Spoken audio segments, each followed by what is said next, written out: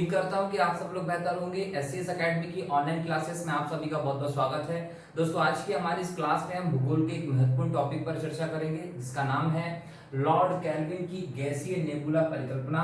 इस सिद्धांत को हम लॉर्ड केल्विन का संकुचन सिद्धांत भी कहते हैं। यदि आपको मेंस की परीक्षा में इसमें से कोई सा भी शब्द आ जाए तो आपको इसी सिद्धांत के बारे में वहां पर चर्चा करनी पड़ेगी। दोस्तों, पृथ्वी पर महाद्वीपों और महासागरों की उत्पत्ति को जो विषय है, ये प्रारंभ से ही वैज्ञानिकों के लिए एक महत्वपूर्ण विषय रहा है।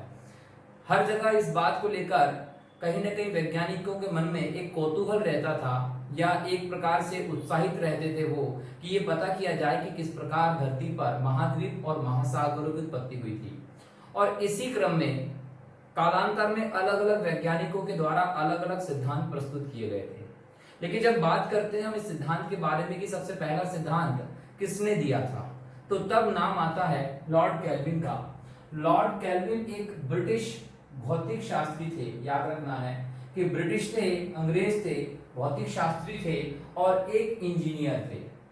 ठीक है, तो इंजीनियर भी हैं, भौतिक शास्त्री हैं। इन्होंने सबसे पहले धरती पर महाद्वीप और महासागर की उत्पत्ति के संदर्भ में अपने विचार प्रस्तुत किए थे और इनके परिकल्पना को हम गैसीय नेबुला परिकल्पना या संकुचन सिद्धांत के नाम से जानते हैं।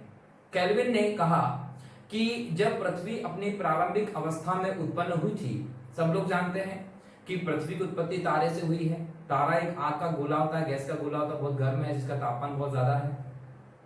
तो जब प्रारंभिक समय में पृथ्वी की उत्पत्ति हुई थी तो पृथ्वी बहुत गर्म थी, एक गैस का गोला थी, नेबुला के भांति थी और घूर्णनशील थी। ये कहा है लॉर्ड केल्विन ने भी। और ये जो नेबुला था, ये जो गैस का गोला थी पृथ्वी प्रारंभ में, ये धीरे धीरे ठंडे वायुमंडल के संपर्क में आई और ठंडे वायुमंडल में जैसे जैसे संपर्क में आई है तो इसकी ऊपरी परत जो थी वो भी ठंडी होने लगी। और जैसे जैसे पृथ्वी ठंडी हो रही थी, ठंडी होने के साथ साथ पृथ्वी जो है वो बात कर सकते हैं कि ठोस भी हो रही थी। मैंने क्या बोला कि प्रारंभ में इन्होंने क्या कहा था कि गैस का गोला थी, पृथ्वी गैस का गोला थी। अब गैस का गोले के बाद क्या हुआ है कि ये घूर्णनशील भी थी और साथ साथ ये क्या हुआ कि बाहरी ठंडी जो आपका वायुमंडल था उसके संपर्क में आई। जब वायुमंडल के संपर्क में आई तो संपर्क आने के कारण इसकी जो बाहरी सतह थी, बाहरी सतह जो है वो क्या होने लगी, ठंडी होने लगी।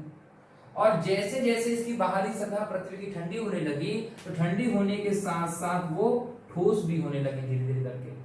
जैसे जैसे पृथ्वी ठंडी होकर ठोस होने लगी तो इसके आकार में सिकुड़न जो है ये बोल सकते हैं या फिर सिकुड़न या संकुचन हमको देखने को मिलता है। तो जैसे जैसे ठोस हुई तो वैसे वैसे सिकुड़ने लगी, संकुचित होने लगी। जब भी कोई चीज सिकुड़ती है तो क्या होगा भाई, उसके आकार में परिवर्तन आपको देखने को मिलता है।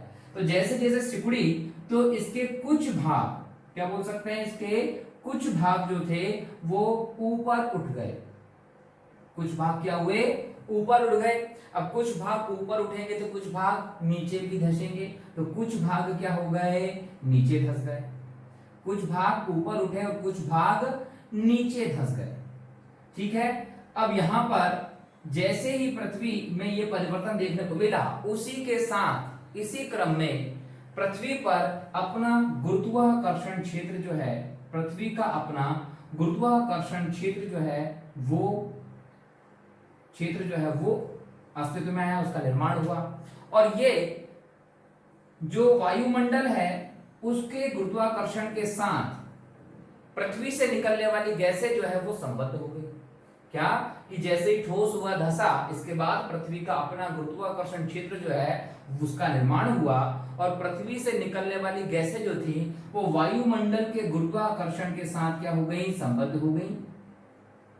वायुमंडल के गुरुत्वाकर्षण से संबद्ध हो गई वो सब गैसें। और इसी के साथ दोस्तों वायुमंडल में मौजूद H2O,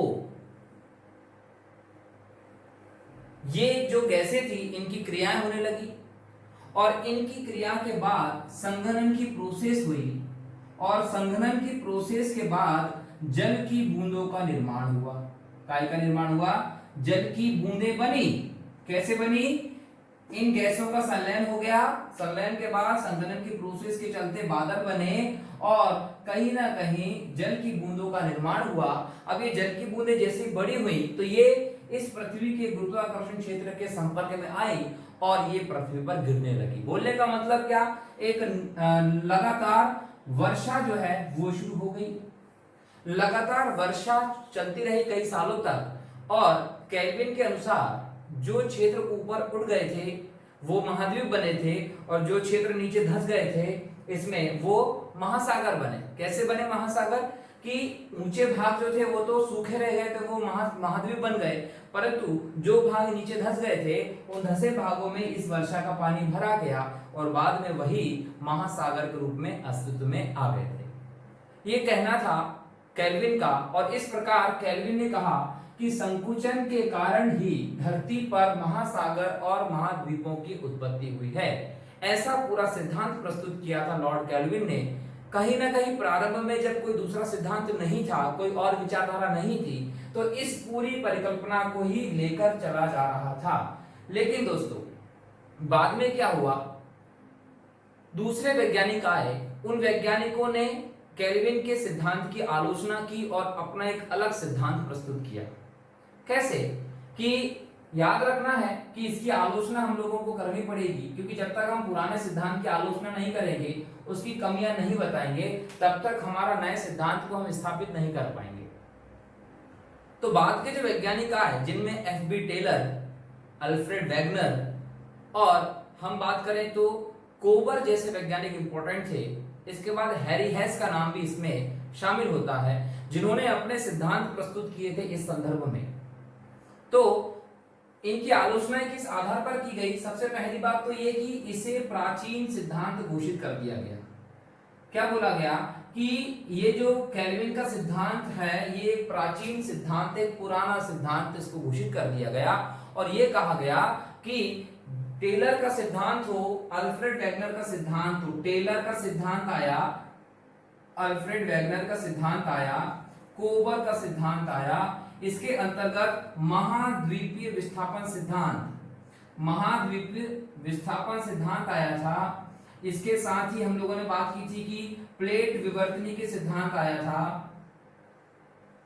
और प्लेट विवर्तनी के सिद्धांत जो है इसके एक बाद एक और सिद्धांत देखने को मिलता है, भूसन्नति सिद्धांत। ये भूसन्नति सिद्धांत की बात करें, प्लेट विवर्तनी के सिद्धांत की बात करें या महाद्वीप विस्थापन के सिद्धांत की बात करें, तो इनके तुलना में कोबर ये केल्विन का जो सिद्धांत था वो एक प्राचीन सिद्धांत से साबित हुआ और ये कहीं ना कहीं इनके सिद्धांत के विपरीत था केल्विन का सिद्धांत। क्योंकि महाद्वीपीय विस्थापन का सिद्धांत हो या प्लेट विवर्तनी का सिद्धांत हो, इनके अनुसार तो महाद्वीप और महासागर की उत्पत्ति कहीं ना कहीं प्लेटों के फिसलन का परिणाम है और इसका कहीं ना कहीं तर्क इस आधार पर दिया जाता है कि जो भूचुंबकत्व है उसके आधार पर यह सिद्ध भी हो चुका है और कहीं ना कहीं ये वैज्ञानिक प्रतीत होता है। तो इस बात को लेकर कि केल्विन का सिद्धांत पुराना है और वर्तमान सिद्धांतों के अगेंस्ट है, क्योंकि वर्तमान सिद्धांत भूचुंबकत्व और विभिन्न चीजों को लेकर तर्क के आधार पर इस चीज को सिद्ध करते हैं, जबकि केल्विन के सिद्धांत में इस चीज की हमको कमी देखने को मिली थी। दूसरी आलोचना किस आधार पर करते हैं? जल थल का वितरण, जल का वितरण। तो जल थल का जो वितरण है ये इनके सिद्धांत की दूसरी आलोचना की जाती है, क्योंकि अगर केल्विन का कहना है कि संकुचन का परिणाम है और महाद्वीप और महासागर इस प्रकार से बने हैं, तो पूरी पृथ्वी पर जल और थल का जो वितरण है वो समान होना चाहिए था। लेकिन वर्तमान समय में जब आप बात करते हैं जल और थल के वितरण की, तो आपको जो उत्तरी गोलार्ध है, उत्तरी गोलार्ध जो है यहाँ पर स्थल ज्यादा दिखता है और दक्षिणी गोलार्ध जो है इस दक्षिणी गोलार्ध में जल का वितरण ज्यादा दिखता है। मतलब कि दक्षिणी गोलार्ध को जलीय गोलार्ध कहा जाता है और उत्तरी गोलार्ध को स्थलीय गोलार्ध कहा जाता है। तो ये यहाँ तो असमान वितरण है। अगर केल्विन साहब सही कह रहे थे तो ये वितरण समान होना चाहिए था ना। ये दूसरी आलोचना की गई इनकी। तीसरी आलोचना की गई कि वर्तमान में जो सिद्धांत आए हैं उन सिद्धांतों ने स्पष्टता यह सिद्ध कर दिया वैज्ञानिक आधार पर कि भूसन्नति का परिणाम है धरती पर पर्वतों की उत्पत्ति। धरती पर जो पर्वत बने हैं वो पर्वत भूसन्नति के कारण बने हैं, ना कि इस प्रकार के संकुचन के कारण। तो ये 3 आधार पर केल्विन के सिद्धांत की आलोचना की गई और उसके बाद हम लोगों को पहला सिद्धांत इसके बाद देखने को मिलता है एफ.बी. टेलर का महाद्वीपीय सिद्धांत। तो हम हमारे अगले लेक्चर में मैं आपको बहुत छोटे में, जिस प्रकार से मैंने आपको ये सिद्धांत बताया है, इसी प्रकार एफ.बी. टेलर का महाद्वीपीय सिद्धांत बताऊंगा।